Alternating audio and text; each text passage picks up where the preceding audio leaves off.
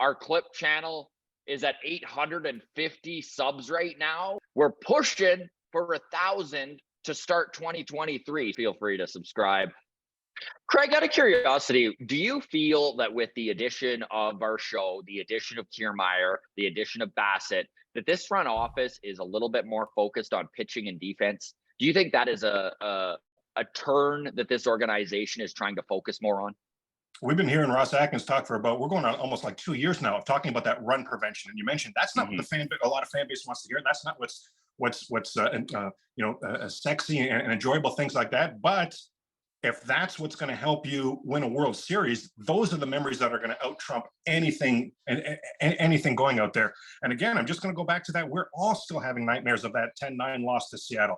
If Dalton Varsho was in left field, we saw Raimel Tapia misplay two balls that were a big deal in that game. I can tell you with certainty neither one of those misplays happened. And it just goes, I mean, and so on and so on and so on. It's going to be such a cumulative effect, but absolutely.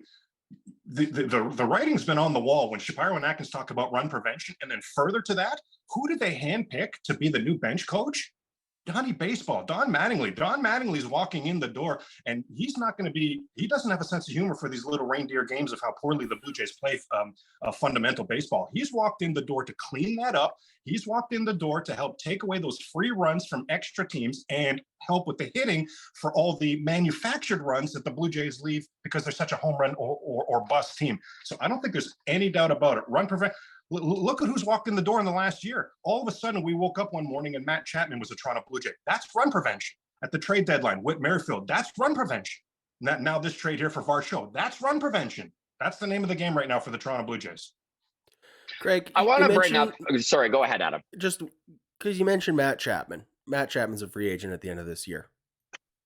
What do the Blue Jays do there? We've been on the opposite side of this the whole time. You guys have wanted an extension for Chapman for a while now. I've been the one that I've not wanted the extension on Matt Chapman. If he has a WAR this season, 4.5 to 5 WAR, I'll be singing a different tune. But I'm looking at a Relvis. I'm looking at there's a Barja. I'm looking at so many guys who require, not hopefully can get, require a major league position at the end of this season. Some of them are going to be ready this season. There's just not going to be a spot on the big league level for them. So what it's going to cost to re-up with Matt Chapman, man, I'd rather turn that over to an Relvis or to a Barja. I'd rather see somebody else in that position. Again, I can be talked at. If Matt Chapman is going to have some sort of career season, then and show that he's still got massive amounts left in the tank, then I could be talked into something.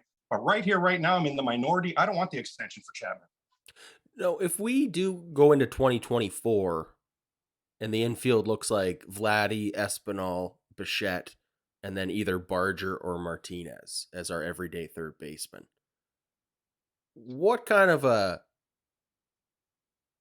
defensive production should we expect from a rookie? I mean, a lot of criticism for Bo and his defensive growing pains that he's going through. Is there going to be that same kind of frustrating growing pains when we're watching a 22-year-old airmail it to first base?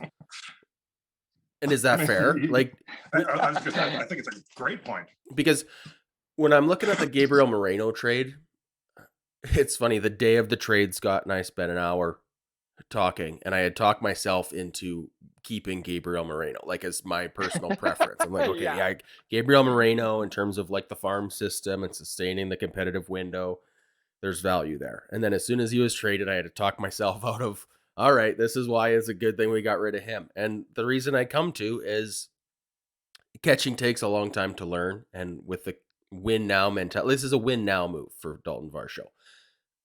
We don't really have time to let Gabriel Moreno learn how to call a game at the major league level while we're trying to win a World Series, right? So now that I've talked myself into that mindset, the idea of having Addison Barger as our 140 game third baseman in 2024 kind of flies in the face of that. Like, are we a team that's looking to develop guys into everyday big leaguers and we're going to let them figure it out or not? And that's where I'm kind of I'm conflicted right now. Like, from a financial standpoint, I understand the idea of having a Relvis Martinez play third base for free in 2024. That's great. Yeah. But also, yeah. I don't like the idea of 27 errors and shrugging every time there's a ground ball hit to third base and going, well, I hope Vladdy's a Gold Glove in this particular moment because anything can happen. That's a concern And for me. Aroldis Martinez, that's a really good point, dude, because Aroldis Martinez, yes, he does play a little third base. The majority of the time that he played in AA was in left field and a shortstop. We watched the stalwart, versatile fielder that is Cavan Biggio play every position, then be thrust into the hot corner and implode. Yeah. So I get your trepidation, dude. And I don't know if I have any answer to what you're kind of asking here, other than, yeah, it's kind of a scary proposition to put a rookie at third base in 2024 in the middle of a contention window. Craig, can Like you all talk the us points- off this ledge? No, I like all the points you guys are making. I really do. Like, see, for me, I'm the question is, what would we do now? See, I just, there's so much more I need to see this season from that chat, Yes. see Yeah, how I that's fair. feel about it. Because one thing I think we might all agree with, a year ago from now on the walk-off, we would have been talking about, hey, Matt Chapman's going to be a big deal to improve Bo's defense. If we're having an open, honest conversation, that's not what happened. That did not happen. Bo still had all kinds of issues in this season. So will this season be the season we see some more like that? So I love the point you're making there, but my jury's still out because Barger and Aroldis are going to have to play somewhere. Maybe they can play second with Merrifield. I don't know. They're going to have to find some sort of at bats. If Aroldis's bat is major league, worthy, like I think it's going to be. So I don't have a great answer on Matt Chapman right now. I love the points you guys are making. For me, I don't want to do anything with it. I want this season to play out. I want the season to play out and then a decision on Matt Chapman.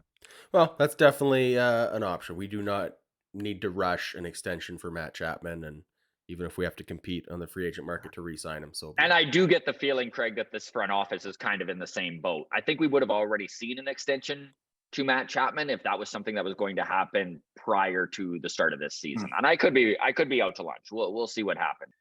For all of you watching, thank you so much. It means the world to Adam and I. The community that has been built around this freaking little podcast, it blows my mind. So thank you to all of you. A very happy New Year and Merry Christmas to everyone out there. If you want to help us hit 1,000 subs before 2023, it would be greatly appreciated.